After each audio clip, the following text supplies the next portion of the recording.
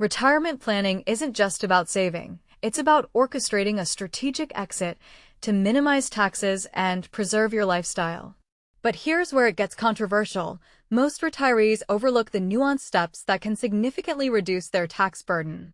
Vince and Mindy, both 65, have recently stepped into the retirement phase with a substantial $500,000 corporate account, along with a healthy mix of savings and investments. They also own a mortgage-free home in Alberta, have an adult daughter, and are looking to transition smoothly into drawing down their wealth. In Vince's words, "I ran a professional firm for about 15 years. I paid myself what I needed and kept the rest in the company's account."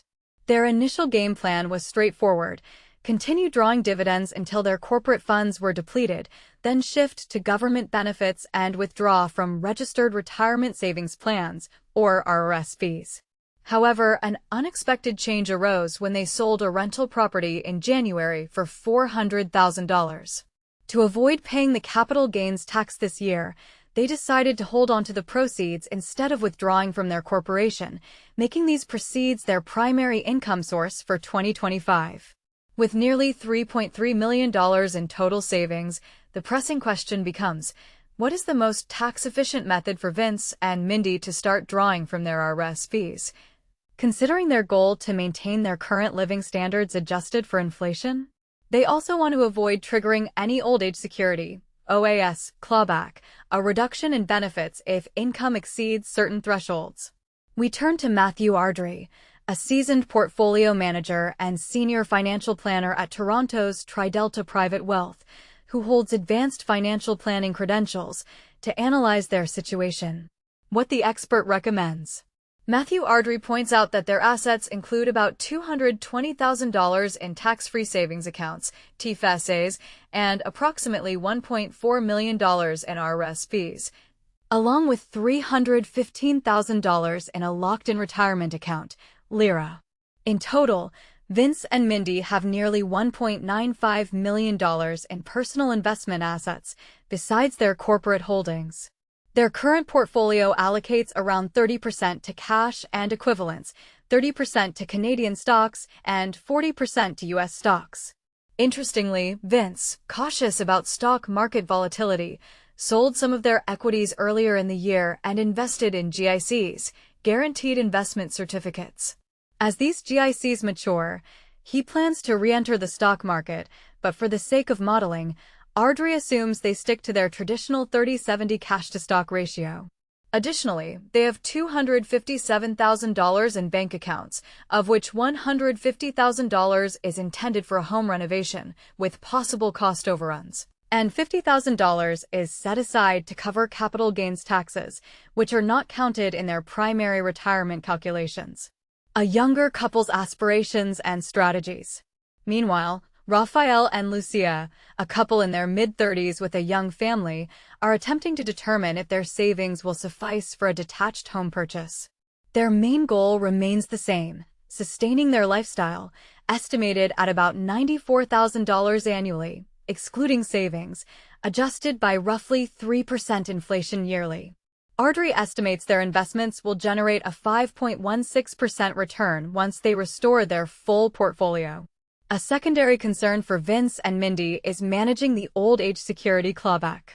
To minimize this, Ardrey recommends delaying CPP and OAS benefits until age 70, giving them a chance to access other assets at lower tax rates and increasing their future government benefits. Strategic steps for tax optimization. The plan involves Vince unlocking his LIRA, transferring 50% to his RRSP, and transferring the remaining half into a life income fund, LF. The couple will then withdraw the maximum permissible amount from the LF starting in 2026. They also plan to withdraw $100,000 annually from their corporate account, shared evenly between them, effectively depleting the corporate reserves before they claim CPP and OAS. They should consult their accountant regarding available balances in the corporation's capital dividend account, CDA, or the general rate income pool, GRIP, as payouts from these sources are either tax-free or taxed at favorable rates. Using such dividends can further lower their overall tax liabilities. Projected outcome. This approach enables them to comfortably fund their lifestyle of at least $94,000 annually, with inflation adjustments, while keeping their tax exposure at a minimum. A case study in retirement certainty. Meanwhile, Morton, aged 69, wonders whether he can simply rely on his pensions, RRSPs, CPP, and OAS without risking his lifestyle. Ardrey ran a Monte Carlo simulation, a complex model that tests thousands of possible future market scenarios to evaluate this. The simulation shows a high success rate of 98%, indicating that Morton can likely sustain his standard of living even amid market fluctuations, especially by maintaining about 30% cash reserves for downturn periods. The analysis also suggests minimal risk of OAS clawback, with only minor reductions expected in some years. However, Ardrey recommends some portfolio adjustments. Introducing bonds or bond funds could boost overall returns, and diversifying internationally into Europe, Asia, and the Far East could further stabilize and grow their portfolio.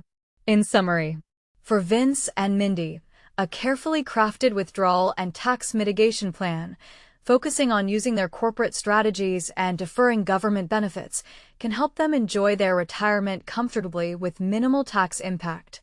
For others contemplating similar steps, or for those like Morton relying on passive income streams, the key takeaway is that strategic planning, especially delaying benefits and leveraging tax-efficient payouts, can make a significant difference. What do you think? Would you defer your government benefits or tap into your savings early? Or do you believe in relying solely on pensions and investments? Share your opinions in the comments. This topic definitely sparks debate.